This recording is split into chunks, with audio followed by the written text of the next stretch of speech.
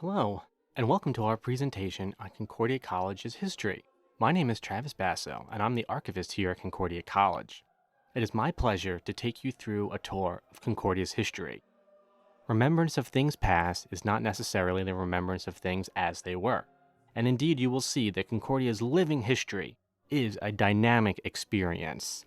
So let's see where we began. Our story begins in the mid-19th century.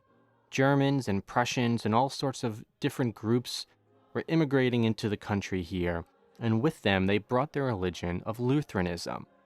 You can see the map in the middle here that they've settled in all these different areas. They began developing communities and churches, and eventually they found a seminary. They all band together to become what we would later know today as the Lutheran Church Missouri Synod. At this time, though, the organization is still very fledgling. What they need are young men schooled enough to go into the seminary to become leaders in all of these small new communities. And it is on this very idea, this German schooling, this progymnasium, in which the Concordias found their beginning.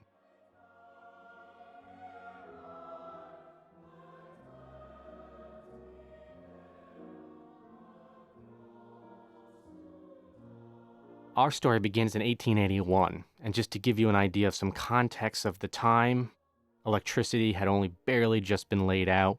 Statue of Liberty would not come for a number of years now, and it's here in New York City that a small group of pastors got together one evening and decided to start their own little Concordia, or their own progymnasium.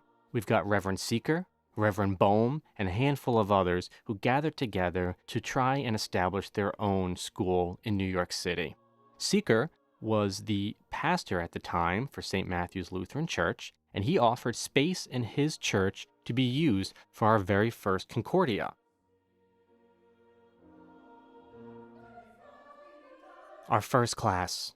We started with 4 young men. You notice the boy in the middle, number 4 here, who would later go on to become the first Concordia graduate to also work at the college. Richard Heinze here started a long tradition, one of which I am proud to be, in which graduates come back to work at their alma mater.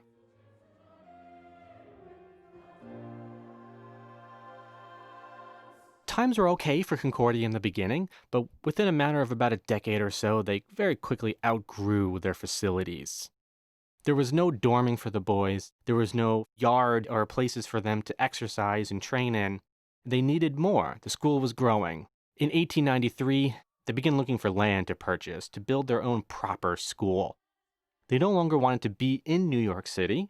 They wanted to be just outside of it, though, still accessible to the city, but enjoying the lush and open fields of perhaps upstate New York. In 1893, they purchased land in Unionville, New York for the sum of $9,000, all of which was donated by a Lutheran out of Pennsylvania. In today's terms, that'd be closer to $250,000 or more. Second director here is Henry Feth. Within less than a year of moving into the new building, their first director, Director Bohm, passed away.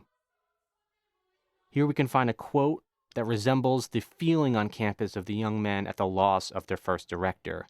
Lonely days the boys longingly sang, the Bowery, the lane, we can't walk there anymore.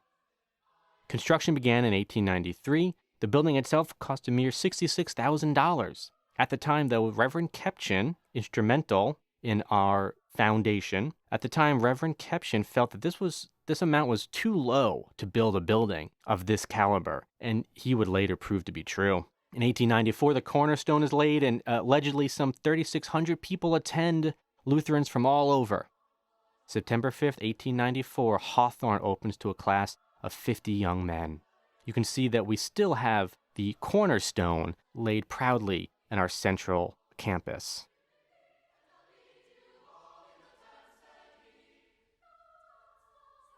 It would only be another decade or so, closer to 13 years, in which we would need to move again. There are a number of reasons for the move, mainly the shoddy condition of the building, the lack of proper running water, and a lack of a proper septic system.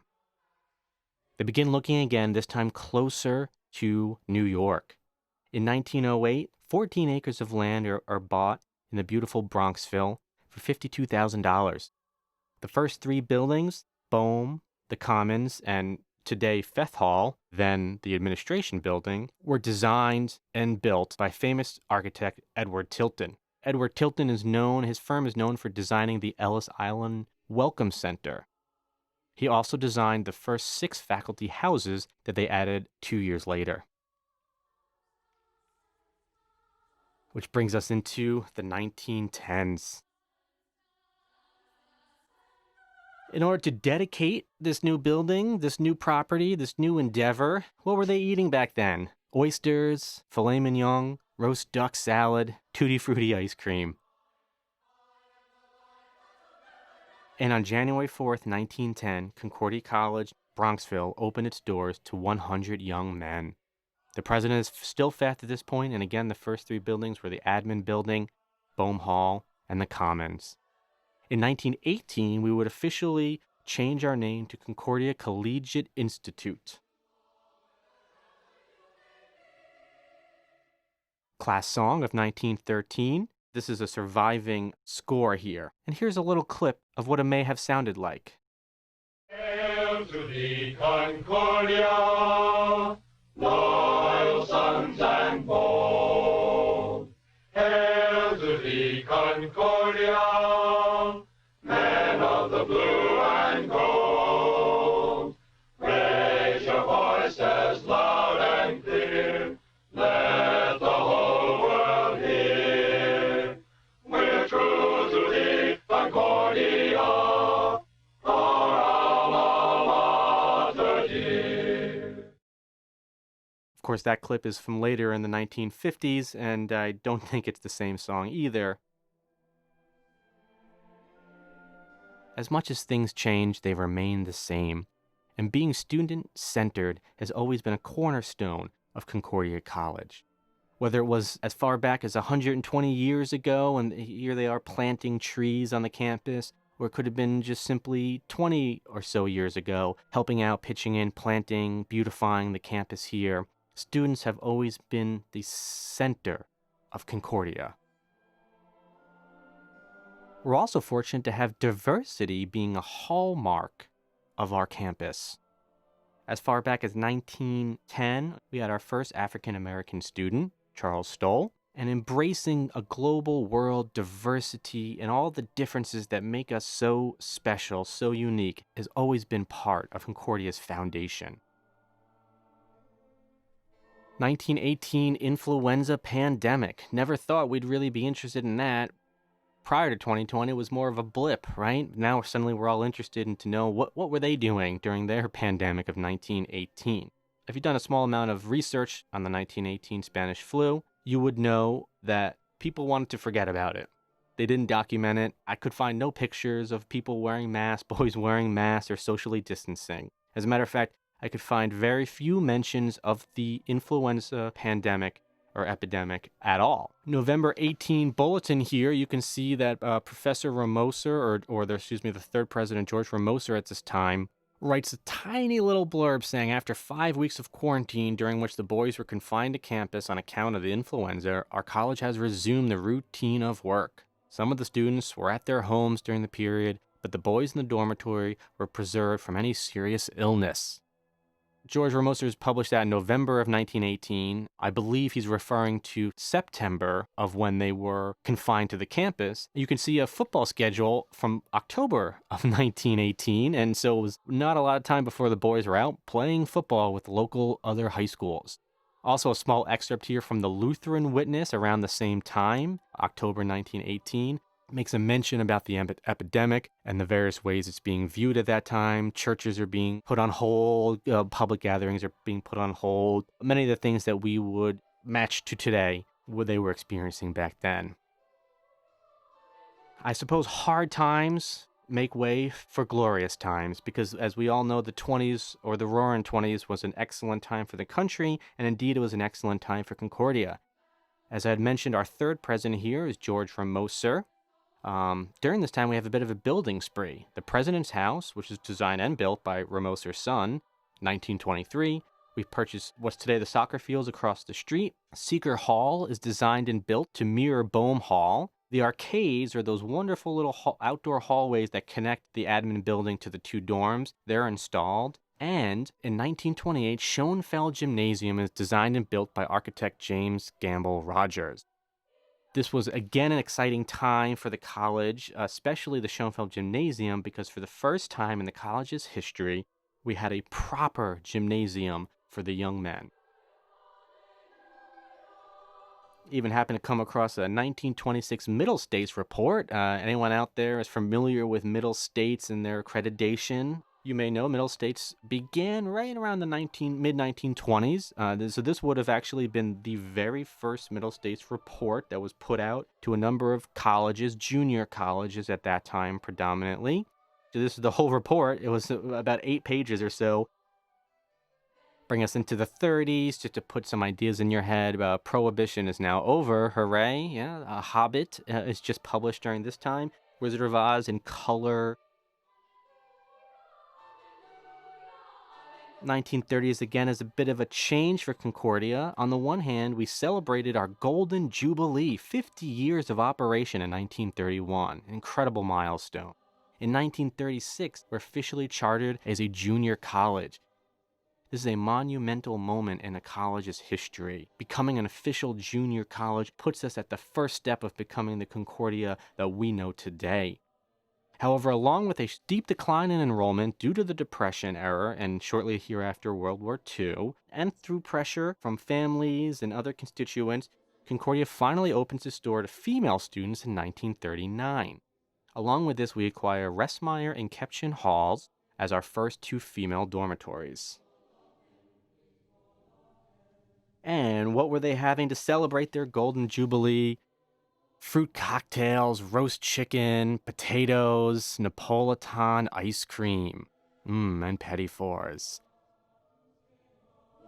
Here's some examples of the menu here, and we have the elaborate invitations that went out. All these Lutherans all around the country, invite them to come and celebrate our 50th anniversary.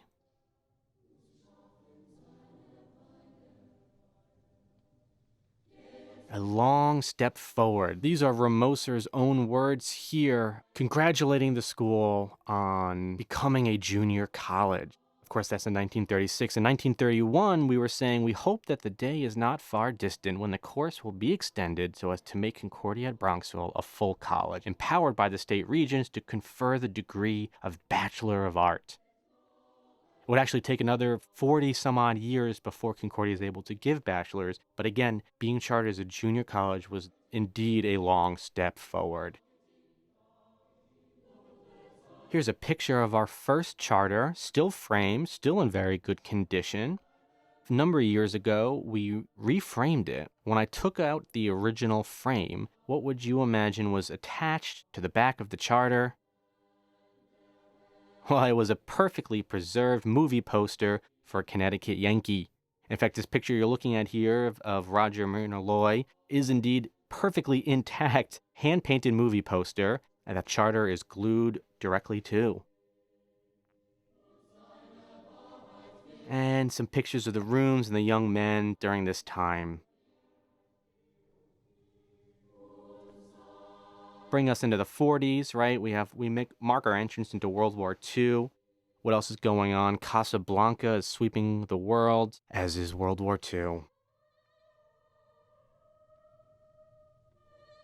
And big changes are coming to Concordia. 1942, our 4th president here is Reverend Dagey. Dagey was also served as a war chaplain. He left his duty at the college to serve his higher duty to be a role model and to help young men, to help convert even POWs and set an incredible example as to what it means to be a Concordian.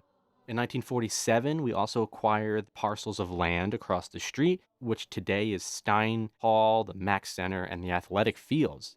In 1947, we would adopt the Clipper as the official mascot name, and in 1949, the touring choir begins.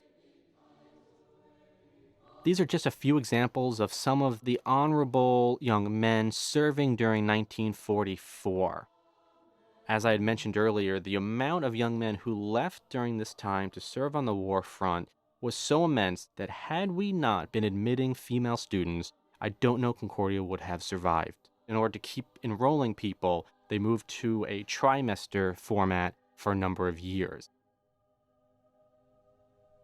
As I mentioned, in 1947, the prep students run a contest to determine what would be the name of their athletic team. Before this time, they used just some random names like the Fighting Fives, Silver Sevens, and more. Paul Pallmeyer entered Clippers because at the time Joe DiMaggio was known as the Yankee Clipper. The student body voted on this name, and we have forever been the Clippers since. We'll see that in about 13 or more years, the student body once again looks at the Clipper name to decide how they want to be represented by this.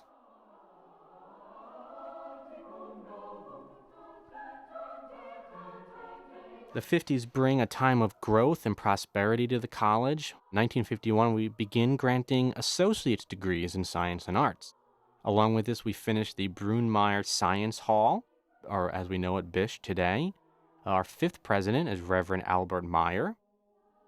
Campus beautification and the music building, otherwise known as the Liberal Studies Hall today, is built. And here's some artifacts related to the building of Bish and the cornerstone laying and sort of a snapshot of the college at the time.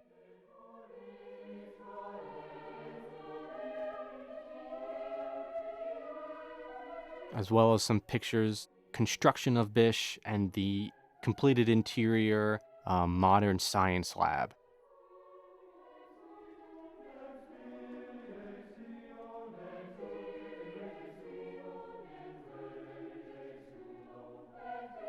And then another important distinction during the 50s, we would celebrate our 75th anniversary.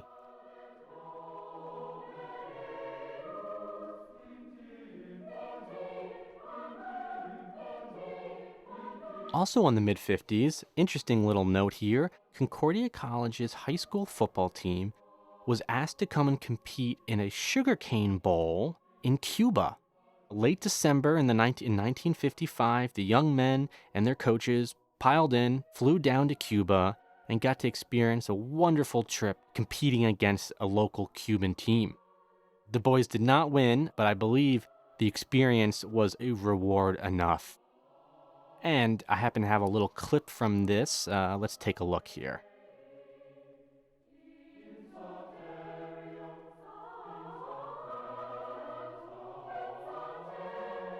1960s, time of a bit of unrest, but also a lot of progress, yes? JFK, MLK, the Beatles maybe, and certainly the Civil Rights Act. As much as it was a transitional time for the country, it was also a transitional time for Concordia. In 62, we get Ramoser dorm built as a women's dorm. Between 66 and 69, the college experiments with allowing off and on-campus dancing. This may seem like a small matter to you today, perhaps, but if you're familiar with the mentality of the time, was that dancing and this sort of activities around this were considered very un-Christian-like. As a matter of fact, a few decades earlier, our own President Ramoser had written a few essays against dancing as a sort of un-Christian activity. But eventually, as times change, so do opinions, and eventually the college is allowed to have dances on and off campus. A new phys ed building is started in 1968, would later be added to. And in 1969, after nearly 9 decades, Concordia chooses to close its preparatory school, its high school. It was not an easy decision to make, but it was a necessary decision in order to move forward.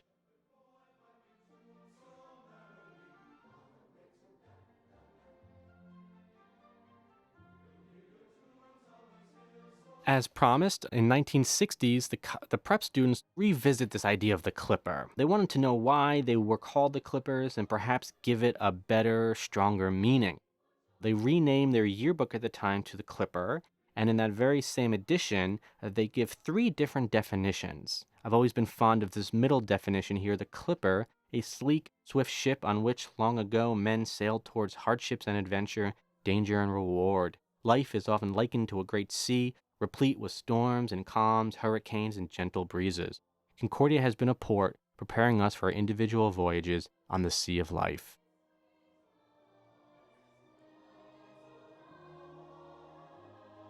A little snapshot here of Concordia, the late 60s. Bringing us into 70s and a time of change here.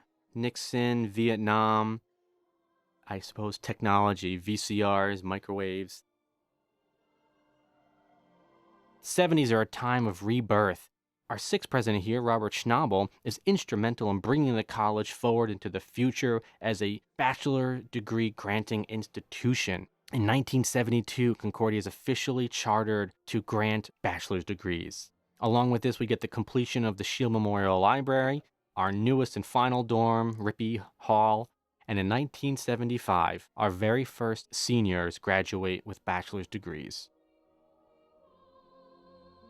The 80s bring with us a new president, Dr. Ralph Schultz here. Schultz brings with him a grace and poise on par with the music that he brought to the college. The college begins looking outwardly at our immediate community here. In 1981, we established the Books and Coffee series. In 1982, we build the Somer Center for Worship and Performing Arts. The 80s is a time where we see the college really looking at the community in which it finds itself and trying to sort of foster a strong and positive relationship with that community. Schultz is known for his choir directing, his orchestrating, and we've got a little clip here that I'd like to play for you, straight from vinyl.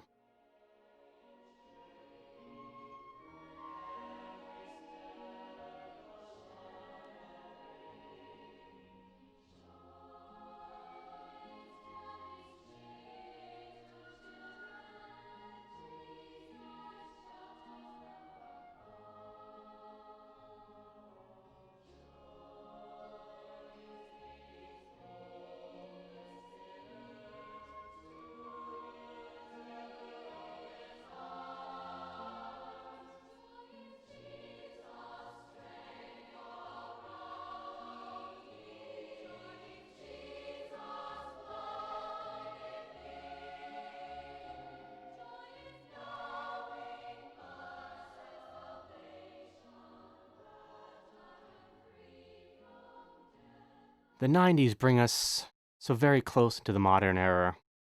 The college continues to redefine itself with the new curriculum, otherwise known as, at that point, the Concordia Distinctive. In 1991, very exciting here, the accelerated degree program is approved by New York State and is one of the first of its kind and still remains one of the only of its kind in the state. In 1995, the Brickyard portion of Schoenfeld Gym is added, and the gym itself undergoes a bit of a renovation. And in 1999, Dr. V.G. George is installed as president of Concordia College.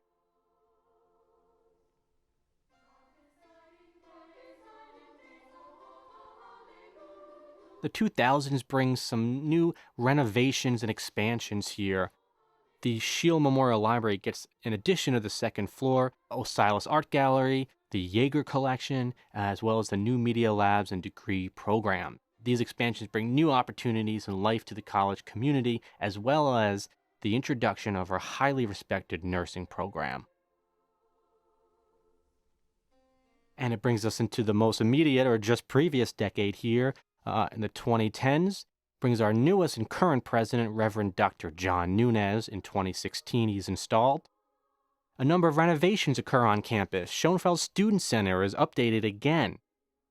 The radiology program, which is added during this decade, gets a brand new lab, and the nursing department gets an upgrade to their lab. The George House and the John Barr Writing Center are renovated and newly minted for the student body, as well as the Talbot Admissions Building. We get a number of new initiatives during this decade, dialogues on the quad, the Silbersky film series, and a rededication to veterans. We get additional programs, special ed masters, as well as a business leadership masters. We add a radiologic technologies program, Impact U program, and a partnership with King's Education. And what does 2020 hold for us? We've already seen a bit of a bumpy start. It has not deferred students. It has not stopped Concordia from living its mission, from bringing its passion and its purpose and its service to its student body and the community around it. As much as things change, they tend to stay the same. I and mine do not convince by arguments, similes, rhymes. We convince by our presence. And indeed, Concordia College continues to do this day after day.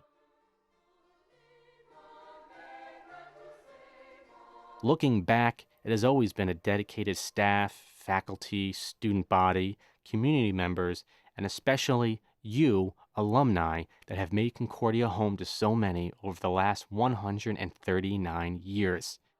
Here's to the next 139. I thank you all for watching with me. I hope you learned something important today. If you have any questions, please feel free to reach out and connect with us here at Concordia College.